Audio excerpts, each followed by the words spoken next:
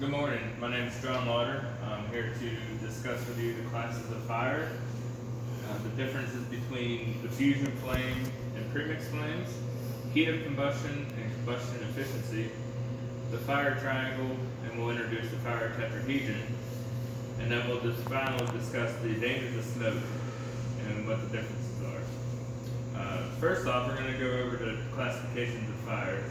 There's 5 classifications: A, B, C, D, and K. So we'll start with A. A is your ordinary combustibles, which will include your wood, your rubbers, plastics, and your paper. We'll discuss in order to put these fires out for each class. For ordinary combustibles, you need to cool the fire, which will eventually put that fire out. Next is Class B, which is ignitable liquids. Ignitable liquids include gas, diesel fuel, kerosene, any other liquid that is ignitable with your combustion. These fires are extinguished by interrupting the chemical chain reaction, which would be the example of cooling the air, cooling the fuel, and preventing the fuel from reaching the combustion zone in general. Class C is your energized electrical equipment. With energized electrical equipment, that means any equipment that is plugged to an energy source that is receiving power. In order to mitigate these hazards, we need to unplug the electrical equipment from the source. After the equipment is unplugged, then we can go ahead with the process of extinguishing the fire. If we add water, obviously, to energized electrical equipment, that is a safety hazard for safety personnel and anybody around the area. Class D, which is your combustible metals. These metals can include titanium, magnesium, zirconium, and aluminum. Dry powder extinguishers, dirt, sand, anything that we can use to smother the fire is the way to take care of combustible metals. Introducing water into combustible metal fires can cause a chemical chain reaction, which will cause explosions in an unsafe environment. And then finally, in the classifications of fires, we have Class K, which is the newest one to the list. Class K was your cooking oils, which you'll find in restaurants, food processing plants, or any large industrial setting that deals with large amounts of food or processing. Fire systems are installed in these places that are designed to take care of fires that happen with cooking oil. Whenever these fire systems go off, they put the fire out with a process called saponification. And saponification is changing the cooking oil into a soap consistency, which extinguishes the fire. Since we talked about the classes of fire, we'll go ahead and talk about the differences between diffusion flame and premixed flames. So starting with diffusion flames, which result from fire where oxygen mixes with the fuel at the combustion zone, and then combustion occurs where the fuel and air mixture are within the fuel's flammable range. Diffusion flames are the most common flames that we will see as fire safety personnel. With the diffusion flames, the flame sheet is the location where the combustion reaction takes place by the diffusion of oxygen.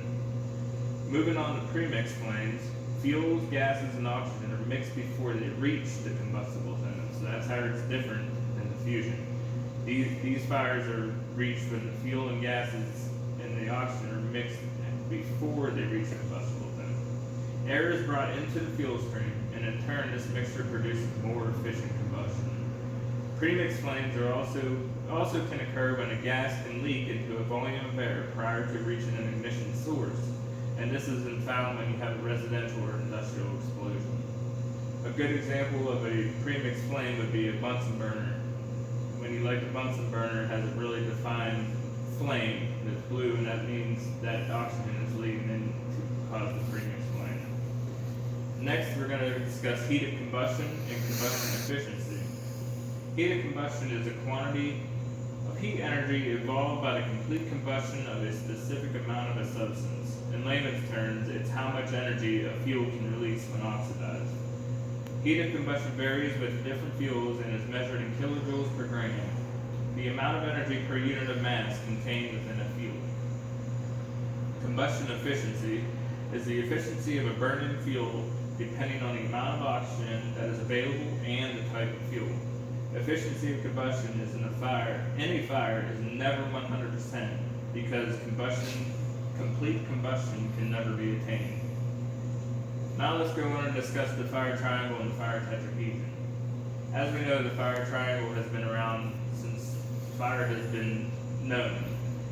So the fire triangle, which we have known from the beginning of our careers, explains three elements needed to support combustion, which are air, heat, and fuel. Without one of these elements, combustion would not be able to occur. Now let's incorporate the fire tetrahedron and add the fourth element in, which is the chemical chain reaction. The reaction must occur between the fuel and the oxygen that is present in order to obtain the combustion. That's your chemical chain reaction. As in the fire triangle, if you remove any three elements, combustion stops. Well, when you disrupt the chemical chain reaction, the combustion can stop as well. Lastly, let's talk about the dangers of smoke and the definition of smoke in general. Smoke is the airborne and liquid particles and gases involved when a material undergoes pyrolysis or combustion along with a quantity of air that is mixed into the air mass. These byproducts of combustion include carbon dioxide, water vapor, carbon monoxide, and other products of combustion. As we should all know, smoke is extremely dangerous due to the chemicals in which the smoke emits, and it makes it very poisonous and hazardous to everyone's health. Smoke differs depending on the fuel that is being burned. If you have natural wood or brush burning, the smoke is way less toxic than if you would have a pile of rubber tires were to be burning and put off large quantities of black smoke. When smoke is at the right mixture, it can also become flammable, which in turn can cause a smoke explosion. I hope I explained what needed to be explained and everybody can learn a little something off what I had to present. Thank you very much.